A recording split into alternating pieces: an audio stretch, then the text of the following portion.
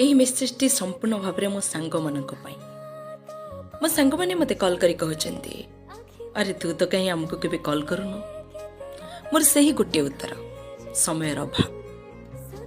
हाँ मोर जड़े कि दुई जन जदि सांग ही थांते ताले मु सेमानकु कॉल करि पारथांती कि मेसेज करि पारथांती।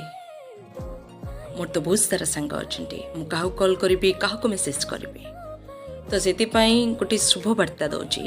बर्तन पई शीत बहुत जोर चली आपण मैंने भी शीतर फायदा नियंतु। आपण मैंने जदि कान फोड़ी नांती ताले जल्दी जल्दी जांतु आपणकर कानटा फोड़ी नियंतु देखिबे बहुत जल्दी कान सुखी जी।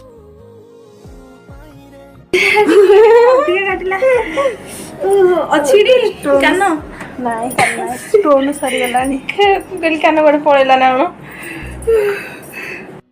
अभी आज तो पाइबो पाइरे